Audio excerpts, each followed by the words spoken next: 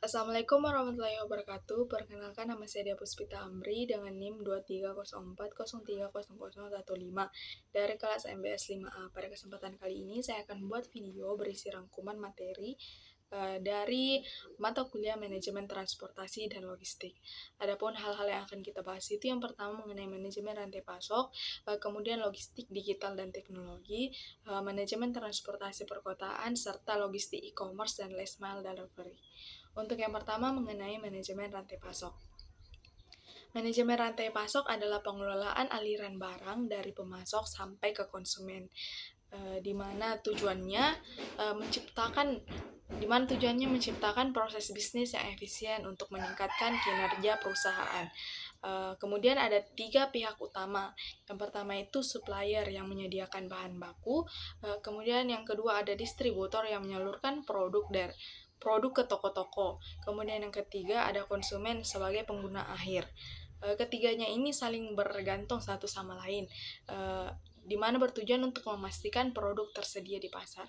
Kemudian di era industri 4.0 seperti saat ini muncul digital supply chain yang menggunakan IoT, AI, dan juga blockchain untuk otomatisasi dan integrasi proses, di mana setiap pergerakan barang dapat dipantau secara real time, serta membantu identifikasi masalah lebih cepat.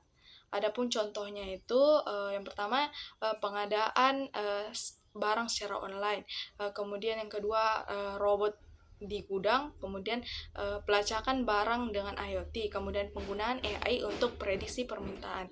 Ini semua meningkatkan efisiensi dan dapat mendukung keberlanjutan. Pembahasan kedua mengenai logistik digital dan teknologi. Logistik digital merupakan sistem pengelolaan logistik menggunakan teknologi untuk mengatur pengiriman barang dan manajemen gudang secara real time. Berbeda dengan cara lama yang manual, logistik digital lebih transparan, cepat, dan juga minim kesalahan. Munculnya logistik digital didorong oleh 3 hal. Yang pertama itu pertumbuhan e-commerce yang pesat, kemudian yang kedua kebutuhan transparansi oleh konsumen, dan yang ketiga pandemi COVID-19 yang mempercepat belanja online. Adapun 3 teknologi utama yang digunakan yakni yang pertama big data untuk analisis data besar, kemudian AI untuk optimasi rute dan prediksi yang meningkatkan efisiensi. Kemudian yang ketiga ada IoT dengan sensor GPS untuk pelacakan real time dan perawatan kendaraan. Adapun contohnya seperti JNE atau GNT Express yang mereka pakai big data untuk analisis jutaan data pengiriman setiap hari. Jadi mereka bisa prediksi kapan perlu tambah armada. Kemudian mereka pakai AI untuk menentukan rute pengiriman paling cepat. Misalnya kurir yang ingin mengantarkan 50 paket dalam satu hari, AI dapat membantu mengurutkan alamat mana yang harus dikunjungi dahulu supaya hemat waktu dan bensin.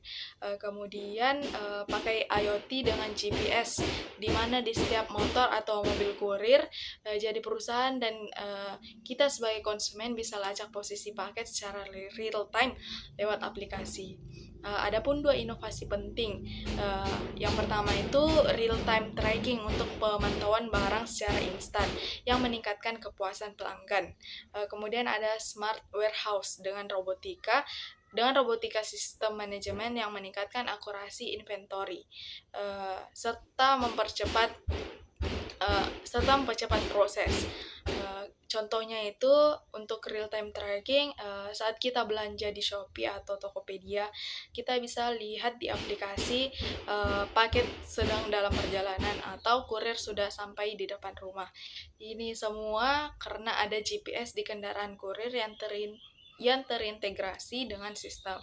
Kemudian contoh untuk smart warehouse itu contohnya ketika JNT Express sudah punya gudang otomatis di beberapa kota besar yang pakai robot untuk sortir paket, di mana robotnya bekerja 24 jam non-stop. Jadi paket yang masuk bisa langsung disortir berdasarkan tujuan pengiriman tanpa harus menunggu pekerja manusia. Kemudian contohnya juga yang lain itu seperti gudang Amazon di luar negeri, juga pakai robot kecil yang jalan sendiri buat ambil buat ambil barang dari rak dan bawa ke petugas packing. Kemudian pembahasan ketiga mengenai manajemen transportasi perkotaan dan smart mobility.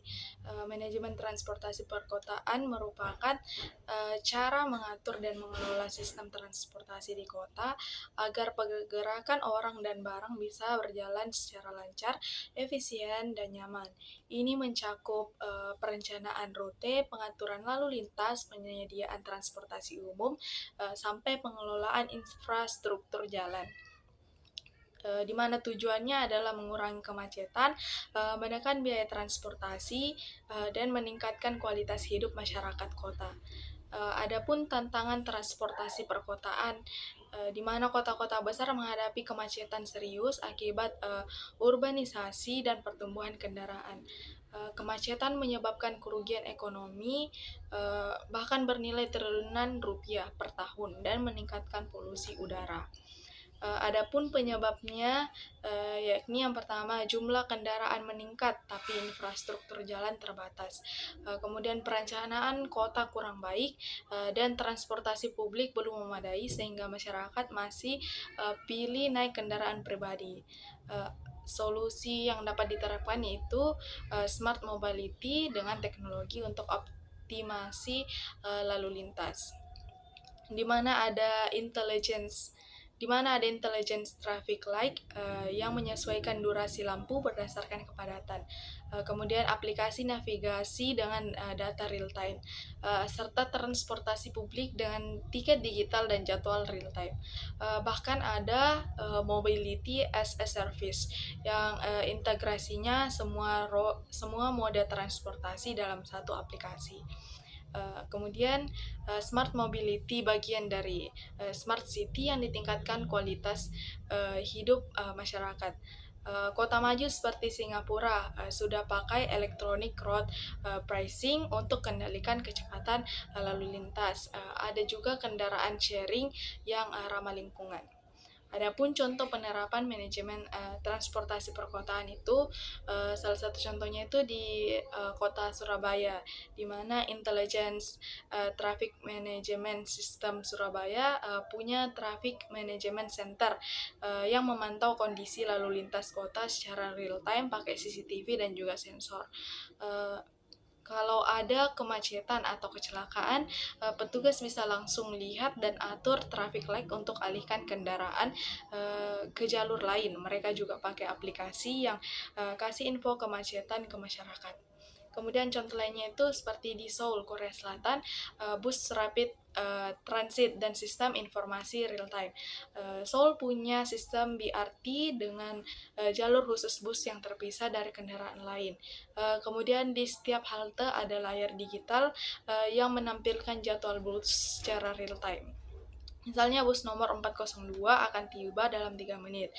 Kemudian ada aplikasi yang menyediakan. Jadi kita dapat merencanakan rute perjalanan dari rumah. Pembahasan keempat mengenai logistik e-commerce dan last mile delivery, di mana pertumbuhan e-commerce menciptakan tantangan besar dalam last mile delivery, yaitu pengiriman tahap akhir dari pusat distribusi ke alamat konsumen. Meski jaraknya pendek, ini merupakan tahapan paling penting, di mana paling berdampak juga pada kepuasan pelanggan.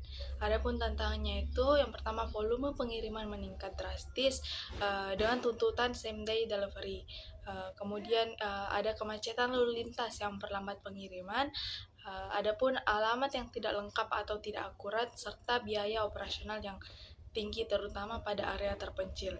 Adapun inovasi yang dapat ditawarkan yaitu yang pertama sistem manajemen rute pintar yang mempertimbangkan lalu lintas dan waktu.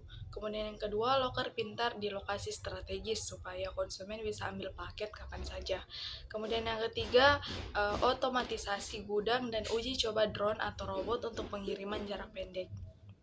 Efisiensi last mile delivery sangat penting untuk kepuasan pelanggan, di mana pengiriman tepat waktu dapat membangun loyalitas serta keterlambatan bisa merusak reputasi. Banyak konsumen rela bayar lebih untuk pengiriman cepat, menunjukkan logistik adalah faktor penentu keputusan pembelian. Adapun contoh penerapan logistik e-commerce dan last mile delivery itu, yang pertama, Shopee Express.